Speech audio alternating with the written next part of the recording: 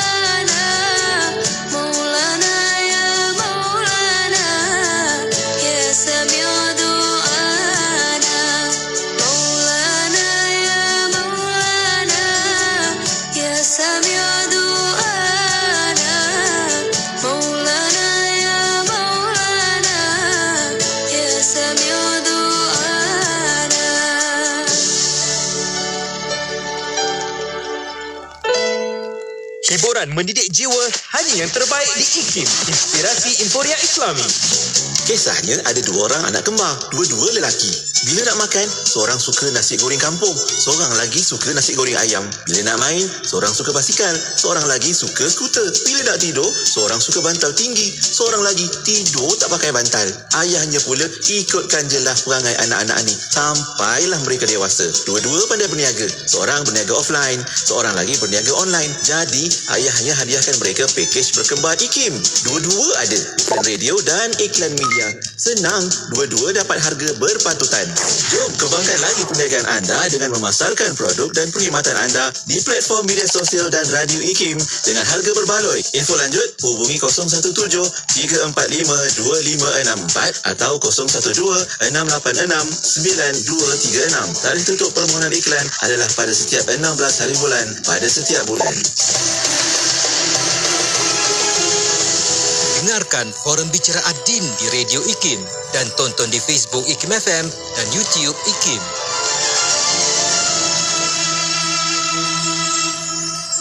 Bismillahirrahmanirrahim. Alhamdulillahirrabbilalamin. Wassalatu wassalamu ala rasulil amin. Pertama sekali kita panjatkan kesyukuran ke Hadrat Ilahi dengan limpah dan kurnianya dapat kita bersama-sama pada hari ini di dalam program Forum Ad-Din yang bertajuk Bunuh Diri Bukan Penghujung.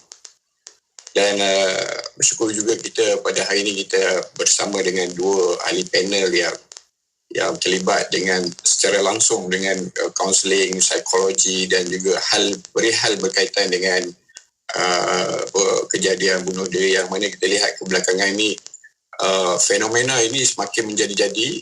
Yang kita lihat suatu masa dulu kalau kita sebut tentang bunuh diri, gambaran yang kita ada adalah satu kehinaan yang mana dikaitkan dengan kurangnya pendidikan agama dan sebagainya. Tetapi sekarang ini apabila kita sebut tentang bunuh diri, dia melibatkan penyakit, tekanan emosi, tekanan perasaan, gangguan mental dan sebagainya, yang mana kita perlu ada simpati kepada orang yang terlibat ataupun orang yang menghampiri suasana tersebut.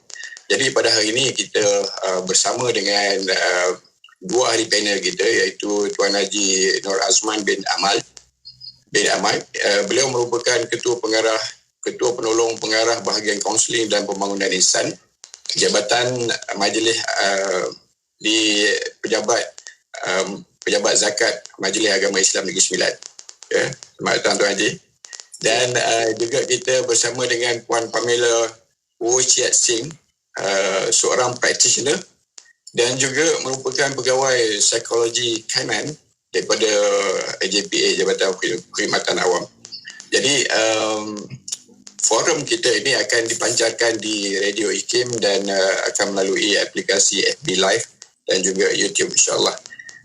Jadi sebagai moderator hari ini saya tak nak cakap banyak, dan kita pertama sekali kita akan pergi kepada beberapa pusingan. Gambarannya kita ada 3 pusingan, yang mana pusingan pertama kita bagi pengenalan dan juga pertengahannya kita bincangkan isu-isu yang berkaitan dan akhirnya kita menjurus kepada saranan-saranan yang perlu kita laksanakan. Jadi pusingan yang pertama, saya mempersilakan yang bahagia Tuan Haji Nur Azman bin Ahmad untuk membincangkan tentang pertama sekali pandangan agama terhadap bunuh diri ni, Tuan Haji. Silakan. Bismillahirrahmanirrahim. Assalamualaikum warahmatullahi wabarakatuh dan salam sejahtera. Terima kasih Tuan Mak Nur, staf moderator kita pada pagi ini, dan rakan perbincangan kami hari ini adalah Puan Pamela. Dan alhamdulillah tajuk hari ini tajuk yang menjadi fenomena masa ini, kan? Apapun dia bukanlah sesuatu yang sangat menakutkan tetapi membimbangkan, yang perlu diberikan perhatian kerana isu ini sudah berada dalam lingkungan kehidupan kita seharian, kan? Bila cakap mengenai bunuh diri, bukan penghujung topik kali ini. Bunuh diri ini secara umumnya semua orang faham. Dia adalah seolah macam mengambil nyawa sendiri, kan? Kita menamatkan riwayat hidup kita. Dan dalam Islam, benda itu sama juga, memberi maksud menamatkan nyawa sendiri dengan sengaja. maksudnya kita melakukan perkara itu dengan niat ataupun kita tahu apa yang kita lakukan akan membawa kepada keadaan kematian. Dan apabila perbuatan itu gagal, contohnya mungkin dinamakan sebagai cubaan untuk diri. Jadi cubaan pertama adalah cubaan untuk bunuh diri dulu, kan? Sebelum bunuh diri itu dicuba untuk bunuh diri dulu, ataupun kita sebutkan macam suicide lah, ada niat untuk bunuh diri, kan? Okay, kenapa ini terjadi? Kemungkinan banyak faktor perkara ini berlaku, kan? Dan kita lihat di mana yang moderator sebut tadi, hari ini bukan sahaja mereka yang tidak mempunyai latar belakang agama, mereka yang belakang agama juga terlibat, kerana suasana kehidupan kita semakin kompleks, semakin tercabar, banyak perkara yang menjadikan manusia hilang punca dalam mereka memahami konteks sebenar kehidupan itu, kan? Dan cara mereka membunuh diri ini banyak cara.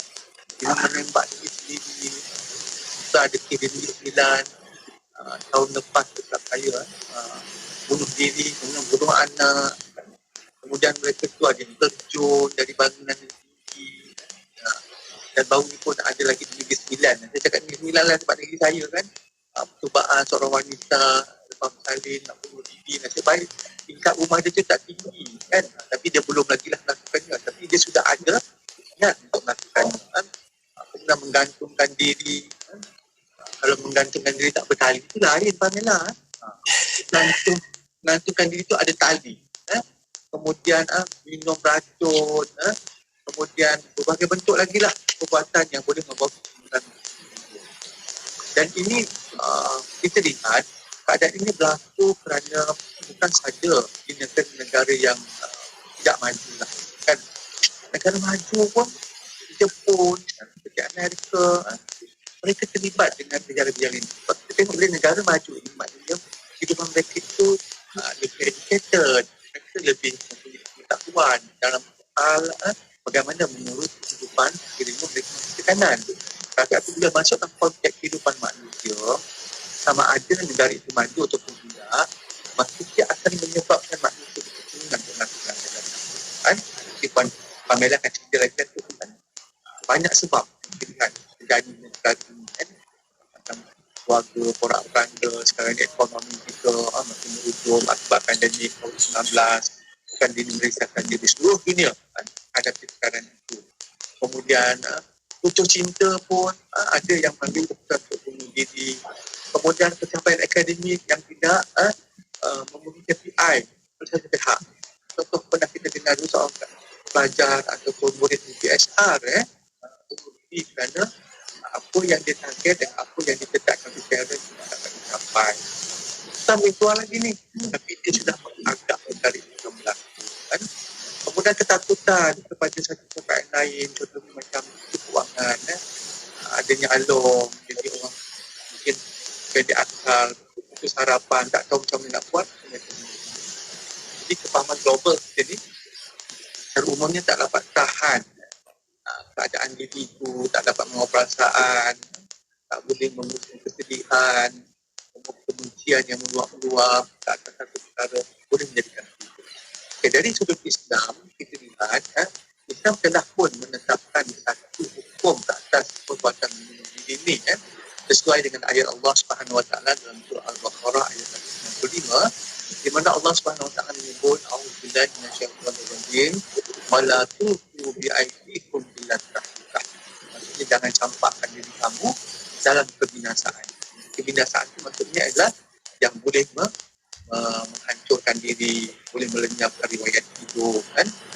Kemudian disebut lagi dalam ayat yang lain dalam surah Al-Baqarah, di mana Allah Subhanahu Wa Taala berfirman, maksudnya janganlah kamu membunuh diri seseorang manusia yang diharamkan oleh Allah membunuhnya kecuali dengan alasan yang benar.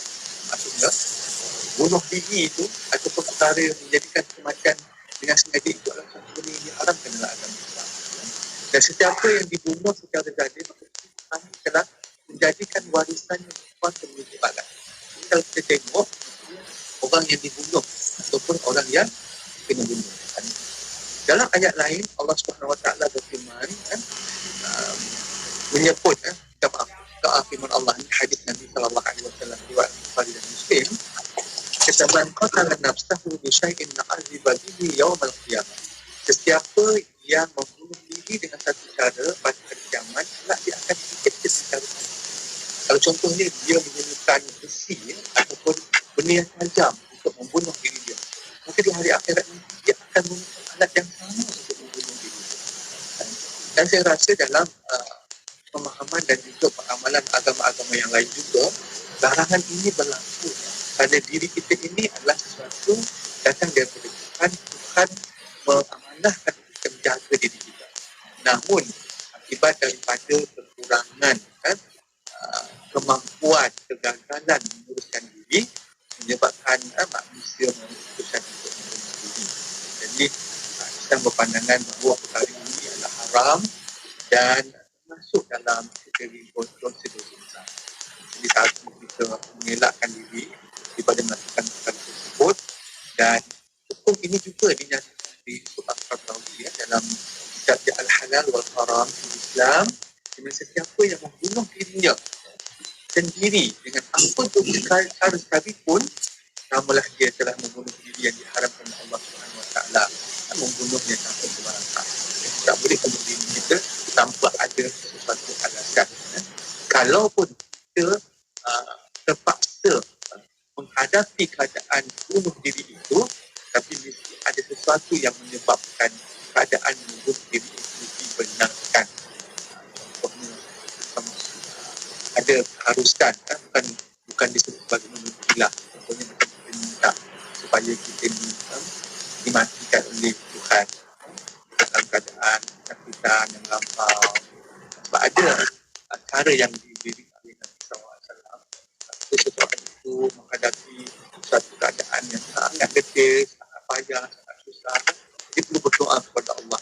Sekiranya kalau ada kebaikan atas apa yang diuji kepada aku, maka memudahkanlah urusan dan panjangkanlah umurku. Sekiranya ada perkara yang boleh mengukarkan kehidupan aku, saya berkata memohonlah semoga Allah melakukan sesuatu yang baik untuk kita, iaitu menamatkan riwayat ini. Cuma akhirannya dalam Islam ni memang takdir kita itu, Allah dan qadar itu kematian. Tapi kematian yang bagaimana harus kita lalui, kematian yang bagaimana harus kita ambil, harus kita faham bahawa kematian itu adalah sesuatu yang telah ditentukan oleh Allah Subhanahu Wa Taala, bukan pilihan hawa nafsu ataupun keinginan yang menyebabkan keputusan itu. Jadi secara khususnya kita lihat bunuh diri ini menamatkan riwayat hidup kita sendiri tanpa ada perkara yang asbab yang menambah untuk kita meninggal dunia, dan kita gunakan kaedah membunuh diri sebagai sesuatu yang menamatkan permasalahan, kegelisahan, kesedihan yang kita alami. Ada cara lain yang kita lakukan untuk kita menghadapi perkara tersebut. Dibagi sebagai makna, saya rasa kefahaman asas dalam Islam bunuh diri itu menamatkan riwayat hidup tanpa hak. Maksudnya bukan dengan cara yang diizinkan oleh Allah Subhanahu. Ya, terima kasih. Alhamdulillah, ini penjelasan yang padu dengan dalil-dalil tentang larangan agama. Agama melarang mendedahkan diri kepada bahaya dan juga apa lagi lah untuk mengambil nyawa sendiri. Dan walaupun dalam keadaan sukar bagaimanapun, masih juga agama menyarankan supaya kita jangan minta dimatikan tetapi minta dimudahkan segala urusan. Jadi kita beralih kepada, kita nak mengenal ni Puan Pamela ya, tentang kategori orang yang mempunyai potensi melakukan percubaan dan juga melakukan bunuh diri ni. Mungkin kita minta pencerahan sikit daripada Puan Pamela. Silakan. Okay, terima kasih moderator Cik Muhammad Noor. Selamat pagi semua. So hari ini saya akan berkongsi. Sebenarnya tadi sangat rasa sangat warm bila Tuan Haji kata melihat daripada perspektif lain tentang bunuh diri selain daripada hukum agama itu sendiri. Saya rasa banyak klien yang datang kepada kita tu yang first thing dalam otak mereka adalah tingkah laku ni adalah haram sama sekali, dan mereka datang dengan penuh rasa bersalah. Salah satu yang kita nak bantu mereka tu, kita kena memperluaskan perspektif tersebut, seperti macam mana Tuan Haji bagi pengenalan dia dulu. So kita cerita benda yang lain dulu, lepas tu kita tengok balik kepada hukum tu. So semestinya bila mereka dalam keadaan yang buntu, yang ingat tu hanya benda yang negatif saja. So kita perlu memperluaskan skop untuk melihat topik ataupun tindakan bunuh diri ini. So hari ini saya akan berkongsi tentang satu cara penilaian yang kami praktikkan, macam mana untuk mengenal pasti simptom-simptom orang yang mungkin tendensi untuk kecenderungan dia membunuh diri tu lebih tinggi. Okay, so cara penilaian ni nama dia SAFT. Okay, Suicide Assessment 5-Step Evaluation and Triage. So boleh Google. Okay, then saya akan kongsikan faktor risiko yang menunjukkan seseorang, kecenderungan seseorang untuk bunuh diri. So yang pertama adalah sejarah bunuh diri dia sendiri. So kalau seorang tu dia dah pernah cuba, macam Tuan Haji cakap, percubaan kali pertama, percubaan kali kedua. So setiap kali ada sejarah untuk percubaan bunuh diri itu, maksudnya risiko dia untuk bunuh diri pada kali yang seterusnya akan lebih tinggi. Sebab sebelum ni mungkin dia punya preparation tak cukup ataupun dia tak betul cara dia. Tapi kalau dia collect pengalaman dia tu, so mungkin satu hari dia akan betul-betul kita akan kehilangan dia. So first thing, sama ada orang tu pernah ada sejarah bunuh diri ataupun tidak. Yang kedua, Tuan Haji dah sebut juga tadi, iaitu kecelaruan, sejarah kecelaruan psikologi. Ataupun moderator dah buka mukadimah pagi tadi. So it is not about agama sahaja. So sekarang berkait rapat dengan tekanan emosi ataupun kecelaruan psikologi yang berlaku, sebab bunuh diri itu adalah salah satu simptom tu sendiri dalam penyakit kemurungan. Okay, so untuk yang pesakit yang kemurungan, kita akan menilai sama ada dia ada risiko bunuh diri ataupun tidak. Okay, so dalam penilaian tersebut kita akan melihat kepada dua benda yang kerap berlaku dalam orang yang bunuh diri, iaitu satu, hopelessness, satu, helplessness. Okay, so bagi orang yang biasa dipilih untuk adalah dia tak nampak lagi harapan. Okay, so dia tak hopeless, di mana dia tak nampak lagi harapan. Macam mana dia nak teruskan kehidupan? Apa cara penyelesaian dia? So apa yang dia nampak adalah saya menjadi beban kepada orang lain. So very hopeless. Okay, so yang second tu adalah helplessness. Tak boleh nak bantu dah. Tak ada orang pun sudi nak bantu saya. Tak ada orang sanggup nak menyusahkan kehidupan mereka untuk bantu saya. Saya tak nak jadi penyusah kepada orang lain. Okay, so helplessness. So these are the two indicator yang salah satu simptom dalam kemurungan itu sendiri. So kalau individu tersebut memang ada sejarah sedang mengalami penyakit kecelaruan mental, contohnya kemurungan, bipolar, skizofrenia, yang mungkin mendengar suara-suara yang panggil dia untuk mencederakan diri sendiri, so itu adalah simptom penyakit mental itu sendiri. So ini juga meningkatkan risiko seorang tu mungkin akan menamatkan nyawa dia sendiri. Okay, so the third thing is tiga simptom untuk orang yang akan membuat benda ni. So contohnya, kadang-kadang kita nampak orang tu tiba-tiba dia jadi lain. Biasanya dia murung saja, tapi hari ni dia bangun, dia kemaskan bilik dia tulis diary. Kalau untuk orang yang dewasa, mungkin dia sediakan wasiat dia. So selalu dia tak cakap dengan ahli keluarga, lama tak cakap dengan ahli keluarga, tapi hari ni dia ayah bagi pesanan dekat anak-anak dia seolah-olah dengan buat preparation. So ini adalah sikit tanda-tanda untuk orang dewasa yang mungkin cuba untuk membunuh diri kemudian. Okay? Tapi untuk orang remaja, okay? So banyak, nanti kita akan share sedikit statistik tentang remaja. Their symptoms are totally different sebab dia jarang dia buat preparation. Okay? So mungkin tindakan bunuh diri itu datang secara acute sebab dia tak boleh nak handle perasaan tu. Dia rasa rimas dengan dengan konflik yang berada dalam keluarga. So mungkin tindakan mereka untuk menggantungkan diri menggunakan tali, okey, ataupun cara-cara lain datang secara serta-merta. So for me, bagi remaja kita kena lebih take note lagi sebab mungkin trigger dia tu mengambil masa sangat pendek sahaja. Dia tak macam yang orang dewasa mungkin lama baru benda ni berlaku. Okay. So the third thing is sejarah keluarga. Kalau ikut kajian dalam sejarah keluarga, ada ahli keluarga yang meninggal secara bunuh diri, maka chances for one, risiko untuk seorang tu bunuh diri akan lebih tinggi, especially bila dia combine dengan simptom-simptom yang sebut di atas tadi. Okay, so the last thing which is the most important thing ataupun yang paling penting sekali adalah trigger. Macam Tuan Haji pun sebut juga pagi tadi, ada tak benda spesifik peristiwa yang berlaku baru-baru ni, putus cinta, mak ayah gaduh, okey, ataupun mak ayah bercerai tiba-tiba, okey, ataupun ayah hilang kerja, menganggur, lepas tu ataupun trigger. Hari ini banyak cases yang kami terima, klien kita punya emosi collapse dengan satu peristiwa yang orang ramai rasa peristiwa tu macam kecil, tapi itu macam trigger pada bom tu.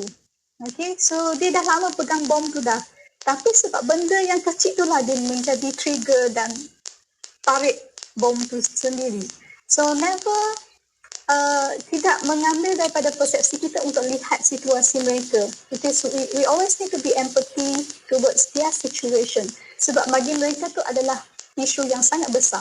Contohnya hari ni mungkin dia pergi sekolah, so cikgu tegur dia punya homework, so balik tu rasa dia memang lain macam, dia dah tak nak pergi sekolah dah. So it is not something about peristiwa tu sendiri saja, tapi dia dah lama terpendam dah. Tapi yang trigger tingkah laku dia tu adalah peristiwa tu sendiri. So if something big happen, sesuatu peristiwa yang sangat signifikan berlaku pada ketika tu, maka kita kena mengambil berat terhadap orang yang tengah dalam keadaan yang fragile sekali. So itu adalah tanda-tanda macam mana kita kena pasti sama ada risiko seorang bunuh diri itu serius ataupun tidak. So ingin saya ingatkan bahawa setiap individu tu adalah unik. So kita tak lihat, oh kalau hari ni dia buat ni mesti dia akan buat percubaan nak bunuh diri. So it never depends on one tingkah laku ataupun satu tanda saja. So meaning that kita kena sentiasa perhatikan orang di sekeliling kita, dan bila kita dah perasan dia ada kombinasi simptom yang tersebut di atas, maka ia menunjukkan risiko individu tersebut untuk membunuh diri meningkatlah, macam tu. So itu adalah sedikit perkongsian berkenaan dengan dari perspektif psikologi macam mana kita nak mengenal pasti kategori ataupun simptom-simptom orang yang mungkin akan bunuh diri. Okay, terima kasih Puan Pamela.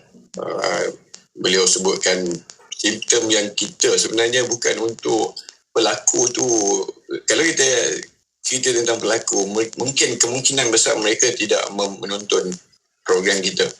Dia mengalami kemurungan, mengalami tekanan yang mungkin tidak ada jalan keluar, yang dia tak terdedah. Jadi apa yang dibincangkan tentang simptom dan juga beberapa cara untuk menilai panggil suicide assessment 5 step tadi kan, yang kita boleh google nanti, adalah untuk kita masyarakat di sekeliling, untuk memantau keluarga, masyarakat, jiran kita yang ada kepelikan. Jadi tuan-tuan dan puan yang saya hormati, kita sekarang mengikuti program Forum Ad-Din di radio IKIM yang juga dipancarkan melalui YouTube dan juga FB Live. Please like and share untuk kita kongsikan banyak lagi manfaatnya. Dan kita ke pusingan yang kedua tadi, berkaitan dengan kita nak dalamkan lagi tentang sejauh mana keyakinan diri tentang agama dan juga agama itu sendiri mampu untuk membendung tindakan ini ataupun di peringkat awalnya untuk membendung mereka yang mengalami tekanan ini daripada berada dalam tekanan, yang mungkin kita katakan kita juga boleh mengenal pasti bakat pelaku dan juga mengenal pasti apa tindakan kita keluarga atau masyarakat untuk membendung perkara ini. Silakan Dr. Haji. Bismillahirrahmanirrahim. Allahumma salli ala sayyidina Muhammad. Terima kasih dan rakan hari Pamela. Kita pendengar dekat Allah sekalian. Fenomena bunuh diri ini di mana yang saya sebut di awal tadi, dia tidak melibatkan satu kelompok manusia sahaja, kan? Dan sekarang ini dia bersifat global. Maksudnya sama ada orang itu mempunyai trait keagamaan dan hidup dia ataupun tidak, mereka juga berkecenderungan untuk menghadapi perkara tersebut, kan?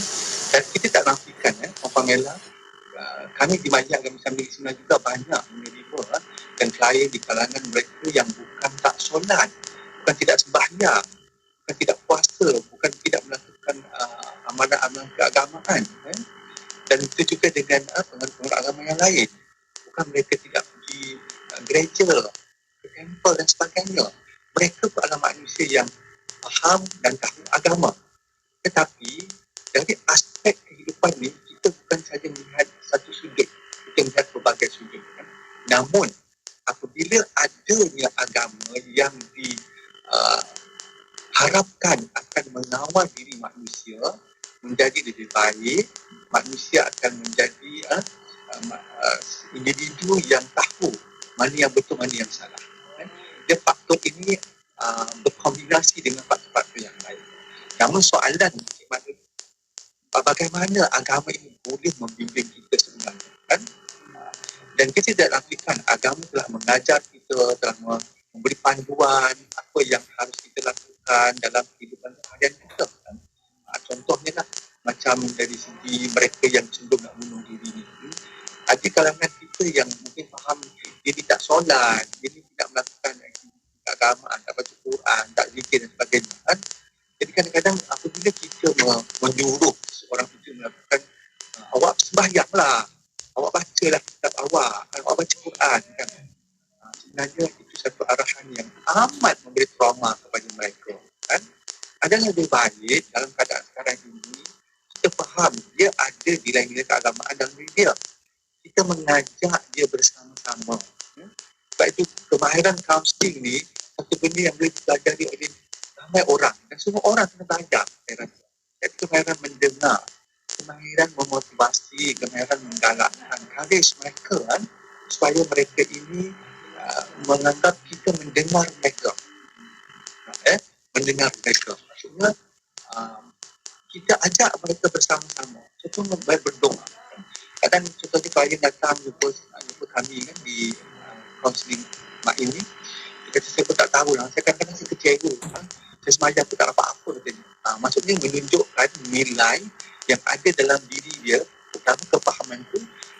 Perkara itu tidak memberi apa-apa kaedah kepada dia.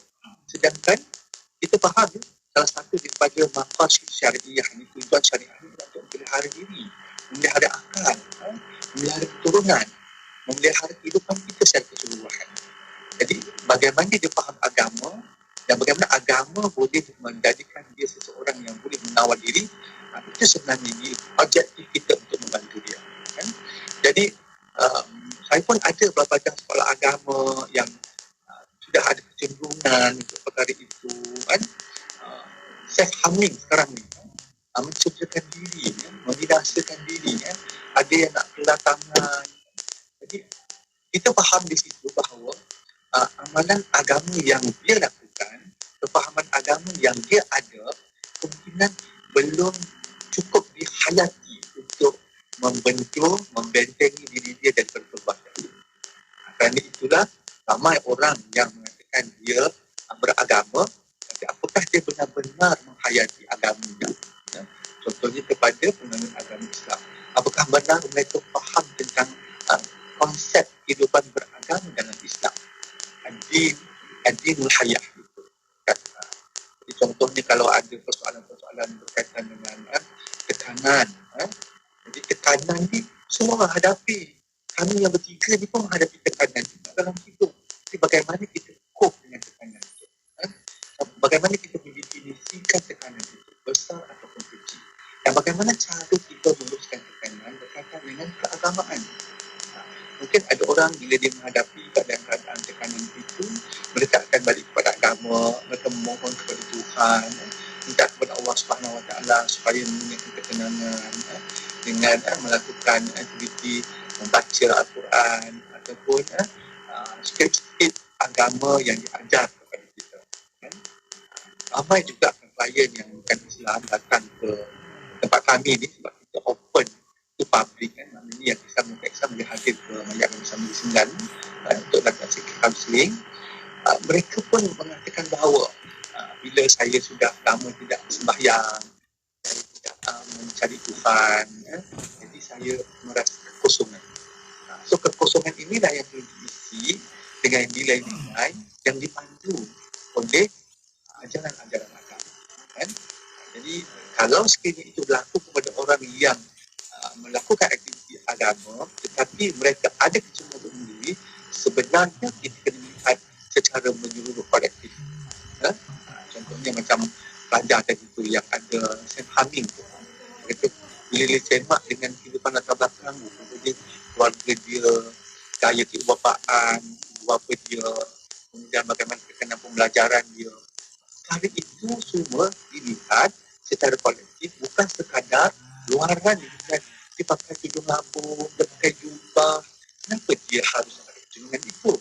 So kita kena lihat dia sebagai manusia. Kita bukan lihat sebagai seorang individu saja. Jadi dalam konteks ini tanggungjawab kita bersama-sama adalah untuk membantu dia untuk kembali ke alignment yang betul. Mendorong dia. Kata Pamela itu, dia tidak ada dah rasa dia dibantu, dia rasa dia berseorangan, orang tak kisahkan dia. Perasaan itu yang menyebabkan mereka cenderung ke arah itu. Tapi sebenarnya kalau dia ada kesedaran, ramai orang akan bantu dia. Ramai pihak yang menyediakan bantuan untuk dia akan dibantu. Dalam konteks ini maksudnya dia kena lakukan sesuatu untuk bagaimana boleh memulihkan semangat, bagaimana memotivasikan diri dia, bagaimana dia boleh dapatkan dorongan daripada orang yang seharusnya akan menjalankan hak-hak itu kepada mereka.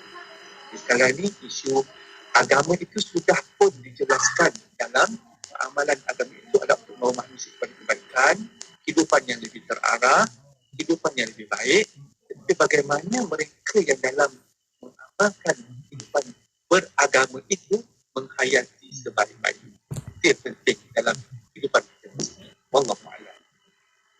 Baik, terima kasih Tuan Haji. Itulah kalau kita nak lihat bagaimana kefahaman agama itu membuka perspektif yang betul terhadap kehidupan. Jadi bila perspektif yang betul dengan kehidupan ini akan menerbitkan nilai-nilai yang diterapkan di dalam diri seorang itu menjadikan bentuk sikap yang mahmudah. Banyak sikap yang mahmudah termasuklah dia lebih bersyukur dengan apa yang ada dan juga berusaha untuk mengubah diri dan tidak sekadar menyalahkan takdir. Betul macam tu Puan Pamela. Kita nak lihat juga apa yang kita bincangkan hari ini tentang statistik. Adakah betul kita selalu dengar viral tentang itu, tentang ini dan kita pun dapat video kan yang adakah video itu patut dikongsikan pun satu perkara yang menarik kita bincangkan. Wajarkah itu? Dan hari ini kita cuba nak melihat sejauh mana peningkatan terhadap kes cubaan dan juga bunuh diri ini dan mungkin kita lihat sedikit tentang punca terutamanya dalam keadaan sekarang ni. Kita dilanda dengan pandemik. Okey, Puan. Okey, baik. Terima kasih. Okey, saya jawab beberapa persoalan dulu. So, yang pertama yang Tuan Moderator tanya tentang perkongsian video. Okey, so semestinya itu adalah satu tindakan yang tidak digalakkan sama sekali lah untuk yang Malaysia Clinical Psychologists Association pun MSCP kami pun dah hantar formal punya artikel ataupun aduan kepada local punya press di mana supaya tidak mendedahkan video ataupun scene keadaan mangsa kepada kes bunuh diri secara public, secara viral. So sebab tindakan bunuh diri ini kan, dia selain daripada perspektif spiritual, agama, macam yang kita sebut tadi, psikologi, sebenarnya dia berkait rapat dengan sosiologi ataupun geographical punya background juga, ataupun budaya kita. So kalau di Malaysia kita tengok statistik kita, ramai yang paling tinggi tu adalah pilih cara gantung diri. Okay? Tapi kalau di Korea, mungkin yang paling tinggi adalah terjun daripada jambatan. Sebab di sana banyak jambatan. Okay, so ataupun yang dekat US ada satu bridge kan yang memang famous pilihan untuk bunuh diri. Sampai mereka kena, di Korea pun sama. Sekarang semua jambatan tu dia kena sediakan satu notis. Ada nombor telefon, helpline, ada nasihat-nasihat untuk menjadi penghenti break yang terakhir untuk menasihat orang supaya tidak terjun daripada jambatan. So it is close to kita punya kehidupan sebenarnya. Cara yang kita pilih, bukan kita lah. Seseorang tu pilih untuk bunuh diri adalah kait rapat dengan geographical punya faktor dan juga budaya. Okay, sebab dulu saya pernah ingat lecturer saya pernah share juga. Kalau di Cameron, kes yang bunuh diri rata-ratanya agaknya apa yang paling tinggi? Cara mereka pilih. So you can have a guess. 1, 2, 3, 4, 5. Okey, jawapan dia adalah minum racun. Sebab apa? Sebab di Cameron Highland banyak racun. Sebab dia pakai sebagai racun kan untuk yang tujuan kebun. So accessibility, benda tu senang nak capai. So it is close to kita punya kehidupan, geographical factor, kita punya daily life dan movie-movie yang kita tengok. Mungkin kalau kita selalu tengok cerita yang kalau bunuh diri tu dia pilih untuk menggantungkan diri, so seseorang tu dia akan ada idea, kalau saya nak bunuh diri, saya akan pilih cara tersebut. So it is close to kita punya life. So that is why that kita tak tunjuk gambar-gambar tersebut supaya kita tidak membina ataupun memberi satu image untuk menggalakkan mereka ke arah tersebut. So that is the first thing that saya nak berkongsi. So yang kedua, kita cerita sedikit tentang statistik. Betul ke yang semua orang cakap kes bunuh diri semakin meningkat, semakin viral? Okay, sebenarnya kalau kita tengok kan, untuk baru-baru ni, statistik 1 Julai 2021, untuk tahun 2020, jumlah kes yang dilaporkan adalah 631. Tapi untuk tahun semasa 2012, daripada Januari sampai ke Mei, sudah pun capai 468. So kalau kita kira half a year, dia dah lebih sikit daripada trend biasa kita. Okay? Dan kalau kita tengok statistik, jumlah lelaki, faktor gender, lelaki dan wanita. Lelaki yang terlibat dalam kes bunuh diri adalah 281 dan wanita adalah 1427. Dan nisbah dia adalah lebih kurang 1:5. Okay. So women is 5 times more risky yang terlibat dalam aktiviti ataupun tindakan percubaan membunuh diri. Okay. So kalaulah dalam ahli keluarga wanita tu ramai, so meaning that you have to be extra care kepada keadaan emosi dan psikologi mereka. Okay. So kenapa? Psychologically, psychiatric secara dalam kajian pun menunjukkan wanita yang mengalami kecelaruan mental adalah lebih tinggi berbanding dengan kaum gender lelaki. Sebab keadaan hormon kita, biologically. Sebab kami kerap mengalami perubahan hormon setiap bulan, okay? Ataupun sebelum mengandung, perubahan hormon, semasa mengandung, perubahan hormon, selepas mengandung, perubahan hormon, menopause, perubahan hormon. So, kerap perubahan hormon tu menyebabkan put us dalam satu faktor biologi di mana wanita cenderung mengalami perubahan mood, perubahan emosi dan kecenderungan untuk dapat kecelaruan psikologi pun lebih tinggi berbanding dengan kaum lelaki. Okay, so that is a little bit knowledge yang kita boleh baca daripada statistik bunuh diri. So, saya pun pernah baca juga satu berita sebelum ni. Walaupun kes wanita cuba bunuh diri jauh lebih tinggi berbanding dengan lelaki, tapi kes yang berjaya mati sebab bunuh diri adalah lebih tinggi di kalangan lelaki. So meaning that wanita mungkin dia banyak buat percubaan tapi dia tak beranilah sangat nak betul-betul menamatkan nyawa sendiri. Tapi kalau untuk kaum lelaki, kalau dia dah buat keputusan untuk menamatkan riwayat, mungkin dia bukan berkali-kali. Maybe just one or second, kita dah kehilangan dia dah. So that is the difference in statistik, dalam statistik membunuh diri. Okay. So the third thing, kita tengok cara.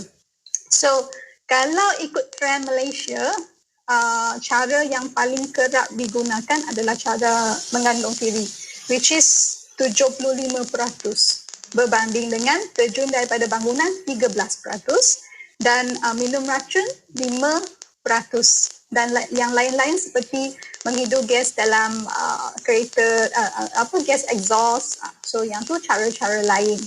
Okay, so yang paling kerap digunakan adalah mengantung diri.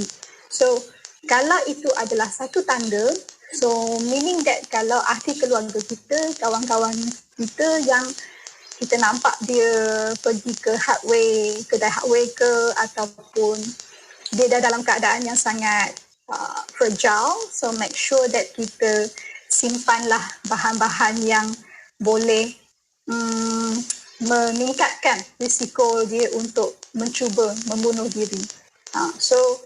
Like I said, geographical factor, sebab sekarang ramai yang duduk di kondominium, flat.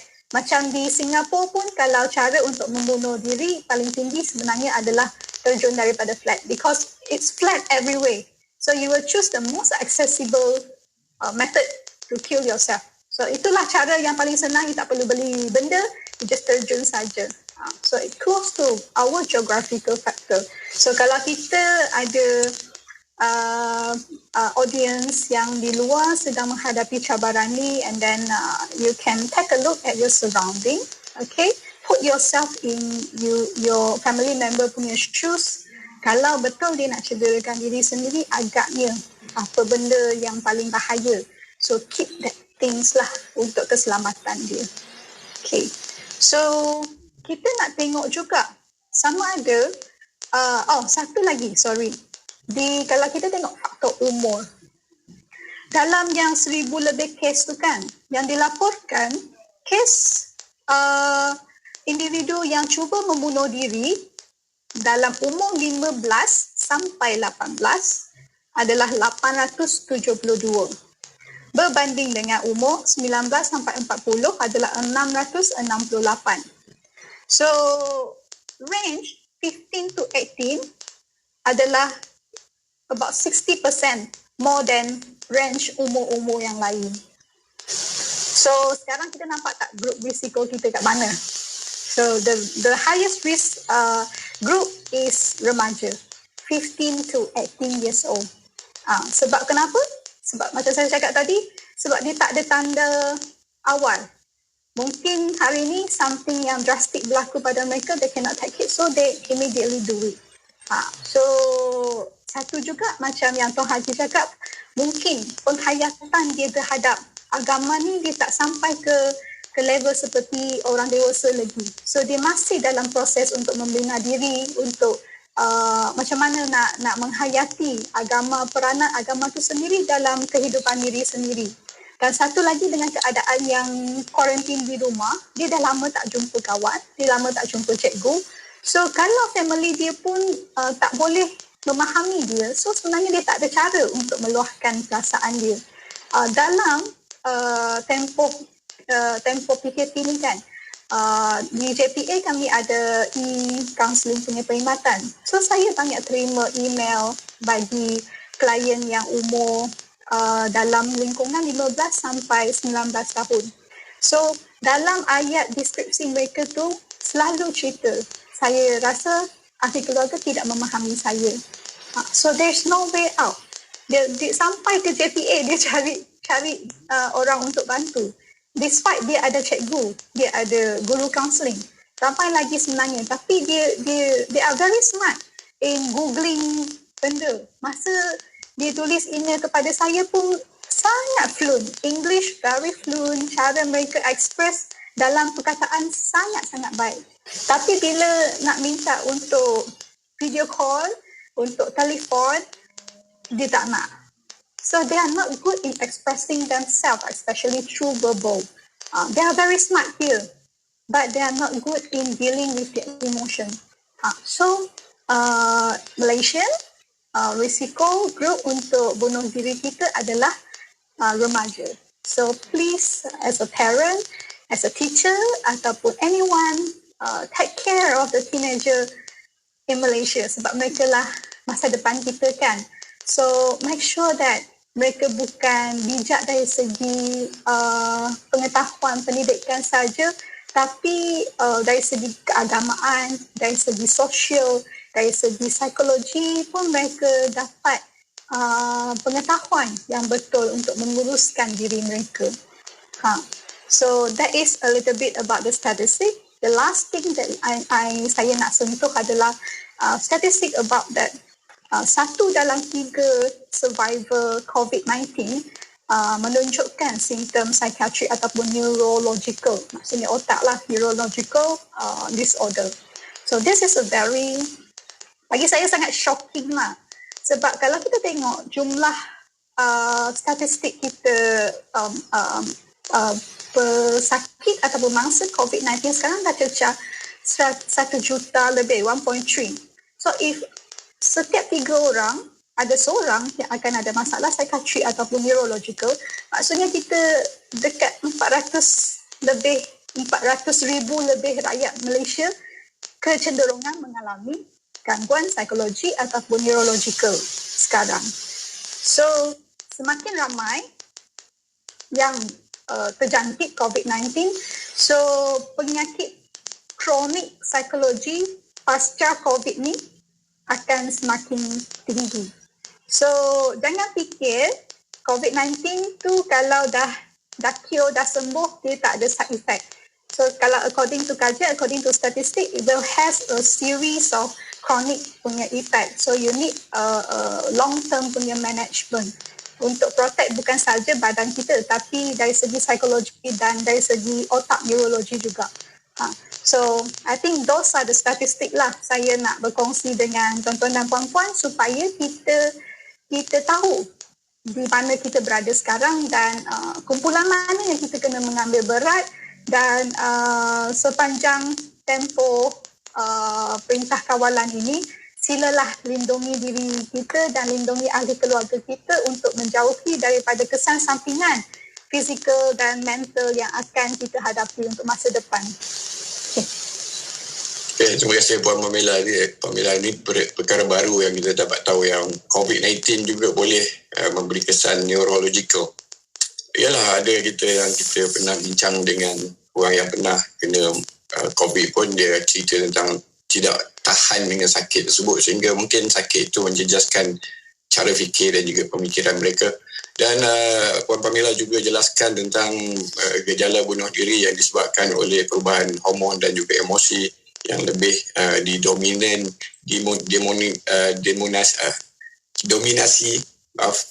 didominasi oleh kaum wanita, dan juga statistik juga menunjukkan ramai di kalangan remaja. Jadi ibu bapa dan juga masyarakat lebih mempunyai peluang untuk memantau pergerakan anak-anak, terutamanya apabila melibatkan kita di dalam lockdown ataupun perintah kawalan pergerakan.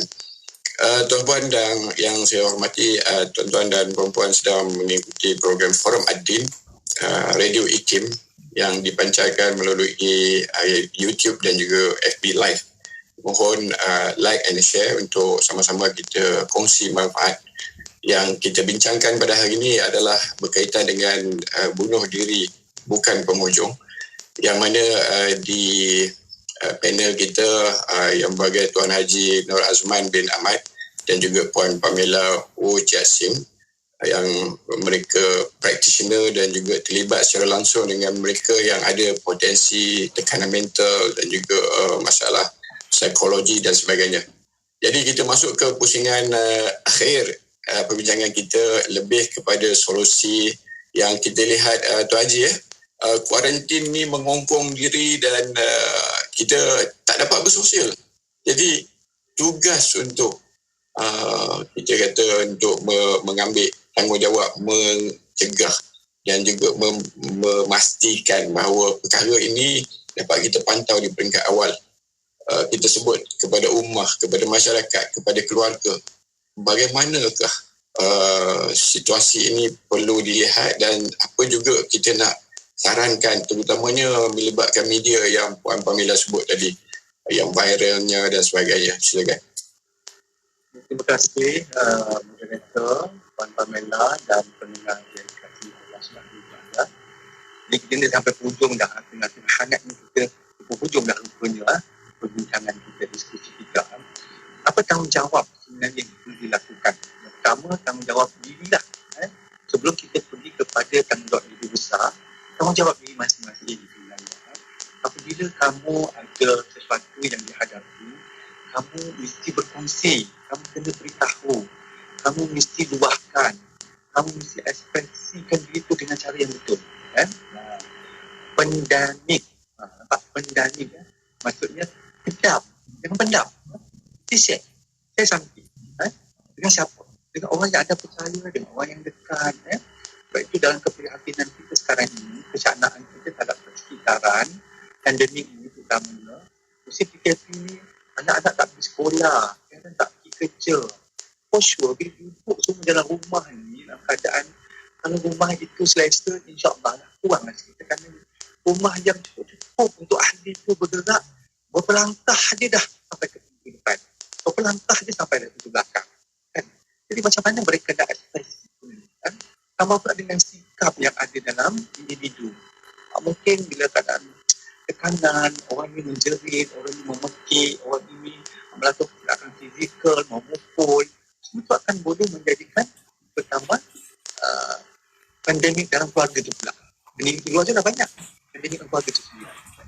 Jadi bagaimana kita kena ada saling sifat untuk bagaimana kita berkasih sayang. Ibu bapa, maaf cakap, kena belajar sikit bagaimana kita mendengar anak-anak. Anak-anak pun kita juga bagaimana memahami konteks ibu bapa. Saling faham memahami. Bila ibu bapa tak bekerja, mereka nak cari pendapatan, mereka nak cari sumber macam nak bagi makan. So anak-anak mesti faham. Dan ibu bapa pun kena juga memahami situasi anak. Seperti yang Papa Mela cakap, budak-budak sekarang ni triggernya sangat mudah. Kan? Mereka ni generasi sentap, Papa Mela. Fikir sentap. Mereka tak fikir panjang. Mereka buat tindakan on the spot. Jadi itu yang membahayakan. Itu diri. Kemudian keluarga. Bagaimana kita saling acaknya sama lain. Jiran tetangga. Bila kita nampak apa yang berlaku dalam situasi yang terdekat dengan kita jiran. Apa kita boleh bantu. Mungkin kita boleh pandu. Bukan kita menghantar sesuatu untuk memudahkan. Mungkin kita boleh panjangkan perkara itu kepada pihak yang berwajib. Contohnya macam kami lah, para kaunselor ni kan. Kami tak boleh nak cari semua orang. Jadi orang boleh cari kami. Kami ada di sini. Kami ada menunggu anda. Dan kami tak boleh cari anda yang ramai tu. Yang ramai boleh cari yang seorang. Yang seorang payah nak cari yang ramai. Kan? Jadi itulah tujuan kami. Supaya kita kena ada cara bagaimana kita mencari bantuan. Kan? Kemudian sistem sokongan yang baik dalam keluarga. Kan? Sekarang kerajaan memainkan peranan yang sangat banyak. Contohnya bantuan-bantuan bukan sahaja setakat fizikal, makanan, bantuan-bantuan keperluan asasi, tapi juga pihak yang bertanggungjawab menyediakan bantuan-bantuan berbentuk psikososial, counselling. Anda yang kena menggerakkan diri anda yang kena memberitahu untuk apa yang kami boleh bantu. Dan sebenarnya tidak ada kesilapan pun, tidak salah pun anda minta bantuan sebenarnya. Tidak salah. Sebab dalam keadaan pandemik, semua orang perlukan bantuan. Semua orang perlu dibantu dan ada orang yang sedia untuk membantu. Sama ada institusi ataupun NGO. saya rasa banyak kawan-kawan yang bersedia untuk membantu sahabat-sahabat yang dalam keadaan terbelenggu dan sebagainya. Cuma perkara ini memerlukan pengorbanan diri dan situasi yang kita hadapi untuk kita keluarkan. Okay, dan pihak media pula. Peranan media tentang isu bunuh diri seperti mana yang Pak Pembelah cakap, sampai dah hantar dah satu memorandum, janganlah diwar-warkan, janganlah berita-berita yang bunuh diri ini dibuka secara terbuka untuk masyarakat awam, untuk golongan-golongan contohnya membuat kajian, academician, mereka yang nak mencari solusi bagaimana nak bantu, itu lain. Tapi kalau untuk masyarakat awam ni, dapat satu viral gambar, terus post dalam grup-grup. Kita tengok pun ngeri. Jadi ini boleh menimbulkan traumati, menimbulkan rasa kegerungan, ketakutan. Ataupun yang tadi itu dia boleh trigger, dia boleh jadi ideal kepada orang untuk melakukan sesuatu seperti mana pelaksanaan. Jadi kita lihat kajian sedikit mobility dan kesihatan nasional pada tahun 2017, betul Pemerintah cakap umur 13 dan 17 tahun 10% daripadanya ialah mereka yang pernah ada idea nak bunuh diri. Dan kita lihat remaja ni masalah ataupun perkara isu yang dia katakan bunuh diri tu bagi simple aja sebenarnya. Boleh simple. Bagi kepada masa simple aja tu. Dia selesai. Tapi mereka tak pergi panjang. Kemudian hak media seharusnya mempromosikan gaya hidup yang sihat. Jika ada isu yang dihadapi, kita membawakan bantuan-bantuan ke mana, siapa yang boleh anda temui, kan? Bagaimana cara.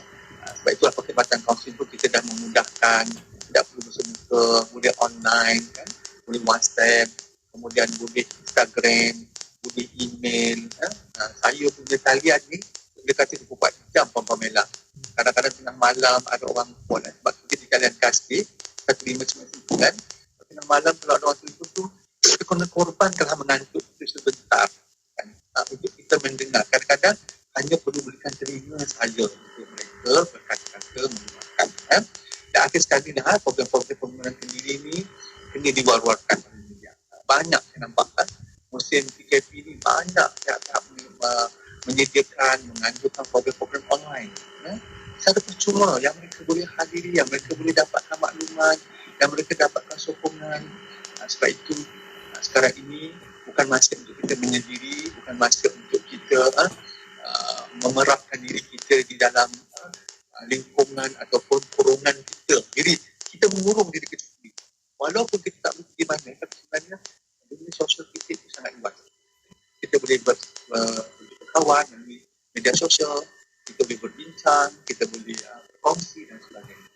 Jadi insya-Allah bunuh diri itu datang daripada diri anda yang memilih, anda yang berniat, anda yang mahu lakukan. Tetapi sebelum itu berlaku, anda kena mencari jalan yang terbaik untuk diri anda. Kan? Dan di mana tajuk kita hari ini, bunuh diri bukan ujungnya. Kita ada lagi impian yang perlu diisi. Kita perlu ada lagi cita-cita yang perlu dicapai. InsyaAllah, tidak ada benda yang tak boleh diselesaikan dalam hidup. Tidak ada benda yang tidak boleh kita hadapi. Tapi syarat iaitu kita kena menyediakan diri kita untuk berkongsi dengan orang lain. Encik Mano, tajuk hari ini sangat penting untuk kita semua faham, dan apa yang kami bincangkan hari ini adalah untuk kita sama-sama saling bantu-membantu bagi menjelaskan keadaan bahawa bunuh diri bukan jawapan untuk kehidupan. Wallahualam. Terima kasih. InsyaAllah kita berjumpa lagi. Baik, terima kasih Tuan Haji. Alhamdulillah banyak perkara yang Tuan Haji kongsikan, antara lain adalah promosikan gaya hidup sihat. Jadi saya nak mendalamkan lagi dengan penghujung yang ini dengan saranan dan juga cadangan daripada Puan Pamela. Macam mana memandaikah dengan apa yang ada, kita nak ataupun ada lagi aktiviti ataupun sistem ataupun apa-apa apps yang mungkin Puan Pamela gunakan untuk release tension atau keluar daripada tekanan ni. Okay, baik. Terima kasih Tuan Haji atas semua pesanan dan peringatan. Very refreshing for me. Satu peringatan yang sangat bagus. Okay, so memandangkan tadi kita kongsikan statistik yang fokus group kita adalah remaja kan. So kalaulah anda sebagai seorang remaja, maka you have to open up yourself. Macam Tuan Haji cakap, kalau kita ada masalah, orang lain tak perasan, itu masalah orang lain. Tapi kalau kita tak cakap, itu masalah kita. So jangan assume orang boleh baca fikiran kita, dan jangan assume diri kita tak boleh nak ceritakan masalah sebab hak tu ada pada orang yang lebih dewasa. So tidak. So sekarang dah generasi baru, remaja-remaja, adik-adik, anda semua mempunyai segalanya sumber. So utilize sumber sebaik-baiknya untuk membantu diri kita. Kalau memang rasa sangat susah nak expose diri anda kepada ahli keluarga, then reach out for help. It's never shameful. Okay. So yang second untuk parent. So ramai, saya rasa parent sangat rimas, termasuk diri saya, untuk duduk di rumah bersama dengan anak-anak dan semua urusan keluarga dengan bekerja dari rumah lagi. So cabaran yang sangat besar untuk parent ketika pandemik ini. So saya rasa parent pun sangat rimas mendengar macam-macam pesanan yang minta parent untuk menjaga satu family tu. Macam semua tanggungjawab tu kena cari nafkah, kena jaga anak, kena PDPR, kena pantau mereka, kena jadi cikgu, kena jadi doktor, kena jadi nurse. Semua tu letak pada bahu parent. So I would like to tekankan apa yang Tuan Haji cakap. Kita kena jaga diri kita dulu. So the first thing, before kita tanya-tanya, macam mana kita tertanya-tanya, macam mana kita nak jaga orang lain. So the first thing you have to ask yourself, have you taken care about yourself? Okay. So and as a parent, saya nak tekankan hubungan suami isteri dalam ketika ini. Sebab bagi saya, untuk kes-kes yang klien remajakan, so mereka tak dengar, mereka lihat. So macam mana parent menggunakan agama dalam kehidupan mereka. So mereka belajar. Kalaulah parent walaupun solat semua, tapi yang tingkah laku lain tu dia tak praktikkan. So dia akan petik benda-benda yang lain. So dia akan assume bahawa agama tu tidak membantu ayah saya untuk menjadi seorang ayah yang baik. So we don't want that to happen. So first take care of yourself. Sama ada agama tu sendiri ataupun self-care kita tu betul-betul membantu kita untuk menjadi seorang yang stabil dari segi emosi dan kuat dari segi mental untuk teruskan kerja kita. Sebab itu adalah contoh, adalah hasil yang anak-anak kita sedang melihat, merujuk. Okay? So and then your relationship with your wife ataupun husband. Selalu ingatkan untuk merapatkan hubungan, untuk sentiasa menyayangi satu sama lain. Sebab selalu saya, kalau saya tengok diri saya kan, kalau saya duduk dengan suami saya, kita sambil sembang, kita ketawa, tengok TV program, anak saya akan rasa, sebab dia masih kecil, so dia akan rasa TV program tu is something very good. Dia nak tengok TV program tu. So and then I analyse, bukan dia rasa benda tu seronok sebab dia tak faham benda tu. But it's because dia rasa suasana tu sangat menarik. Because parent dia akan ketawa bila dia tengok TV program tu. So whatever that you and your wife or your husband is doing is actually satu pendidikan dah untuk anak tu sendiri. You don't have to keep telling them, you kena buat ni, you kena buat tu, you kena haruslah jadi macam ni, haruslah jadi macam tu. That is from our mouth. But the better way is from our tindakan tu sendiri. So apa salahnya kita semakin sayang pasangan kita, so that will indirectly dah ajar anak kita macam mana sebenarnya perhubungan sosial tu membantu kita untuk menjadi lebih tenang dan tidak mudah ganggu ataupun tertekan bila dalam satu keadaan yang mencabar. So for parents, so jangan rasa tertekan, please focus on love, love your pasangan. So menunjukkan rasa kasih sayang tu sebab your child is learning from you. Tak perlu pun buat satu slot ceramah bersama dengan mereka saja untuk mengajar benda ni. They are looking at you. Okay, so the third things group yang saya nak tekankan di sini adalah sebab after all psikologi ataupun spiritual dia adalah satu tahap yang lebih tinggi dari segi keperluan. So mungkin ada di luar tu tengah struggle dari segi keperluan asas. Okay, so kalau keperluan asas kita tak settle, kita tak ada duduk di sini tengok FB ataupun dengar ceramah tu semua kan. Because kalau keperluan asas kita dah settle, kita baru boleh mengeja yang lebih tinggi. So if you are suffering from keperluan asas, please reach out for help lah. So sekarang bukan masa kita nak teguhkan maruah kita ke apa. So if you feel like very shameful, rasa sangat malu, sangat sedih untuk buat tindakan minta bantuan tu, please turn another way round. Okay, sekarang kita terpaksa minta bantuan daripada orang lain. Tapi kalau kita survive, satu hari nanti kita akan jadi orang yang boleh memberi bantuan tersebut. So bukan hari ni kita minta tolong, in future pun kita akan sentiasa minta tolong. So kita minta tolong supaya kita menjadi lebih baik dan nanti kita akan menjadi seorang yang lebih tahu susah tu. So kita akan offer help kepada orang lain yang perlu bila kita dah jadi orang yang berkemampuan. Okay, so the 4 things untuk golongan kita yang consider cukup berkemampuan, silalah tawarkan bantuan secara sukarela tanpa suruh. So if you feel like ada kawan yang tiba-tiba detik hati tu dalam laluri, tiba-tiba teringat kawan tu, textlah dia. Okay, tanya. Okay, so sometimes naluri kita ni tengah memberitahu kita something. So offer your help voluntary, tanpa disuruh. So mungkin ada yang risau, ada orang di luar mengambil kesempatan. Okay, tapi yes, somebody yang ambil kesempatan, tapi ramai lagi yang betul-betul memerlukan bantuan tersebut. Okay, so harap semua boleh memainkan peranan diri sendiri, menjaga diri sendiri dan utilize kemampuan kita yang ada untuk membantu orang di sekeliling kita di sepanjang pandemik ini. Itu daripada saya. Terima kasih. Terima kasih Puan Pamela. Kita jaga kita. Hashtag kita jaga kita. Tuan-tuan dan puan yang saya hormati, demikianlah tadi perbincangan kita dalam forum Ad-Din. Bunuh diri bukan pemujung. Yang mana ahli panel yang kita bincang tadi dengan banyak kupasan dan juga perkongsian yang bernas, iaitu Tuan Haji Nur Azman bin Ahmad, Ketua Penolong Pengarah Bahagian Kaunseling dan Pembangunan Lisan Jabatan Zakat MAINS, Majlis Agama Islam Negeri Sembilan. Orang baru ke orang lama, saya bagi saya pertama kali jumpa lah kan.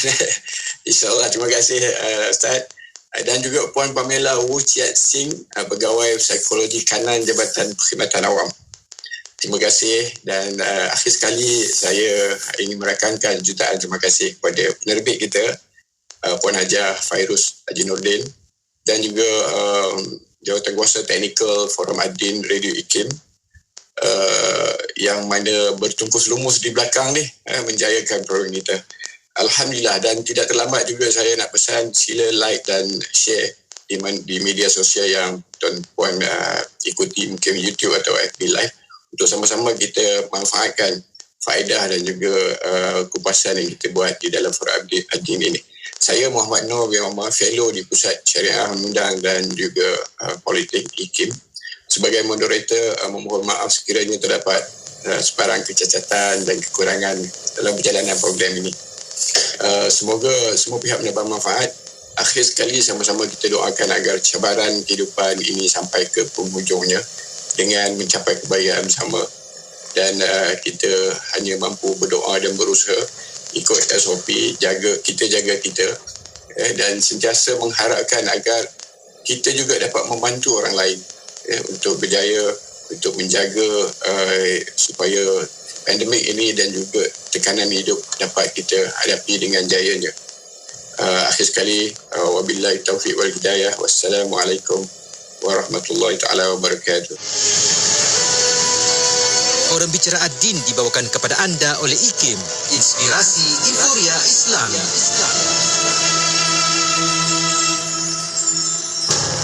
Celik sahaja mata mereka sudah mendengar letupan. Bangun saja dari tidur, mereka mulakan kehidupan dengan air mata juang. Sepanjang perjalanan hidup mereka, hanya obor semangat, kekentalan dan tawakal kepada Ilahi menjadi bekalan. Itulah rakyat Palestin, rakyat yang hidup dalam bumi perjuangan, tanah air milik kita bersama. Ayo zahirkan kebersamaan kita membantu rakyat Palestin dalam solidariti kita bersama rakyat Palestin.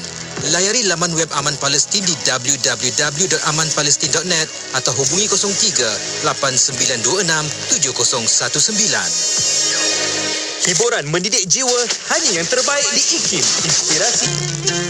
عن أنس بن مالك رضي الله عنه عن النبي صلى الله عليه وسلم قال: ثلاث من كن فيه وجد بهن حلاوة الإيمان: من كان الله ورسوله أحب إليه مما سواهما، وأن يحب المرء لا يحبه إلا لله، وأن يكره أن يعود في الكفر بعد أن أنقذه الله منه، كما يكره أن يقذف في النار. Daripada Anas bin Malik radhiyallahu anhu, bersabda Rasulullah sallallahu alaihi wasallam, 3 perkara apabila terdapat pada diri seseorang, ia merasai kemanisan iman. Siapa yang cintanya kepada Allah dan Rasulnya lebih daripada cintanya kepada yang lain. Siapa yang cintanya kepada orang lain hanya kerana Allah dan bukan kerana suatu tujuan duniawi, dan ia membenci kembali kepada kekufuran selepas Allah menyelamatkannya daripada kekufuran, sebagaimana bencinya akan dicampakkan ke dalam api. Riwayat Muslim.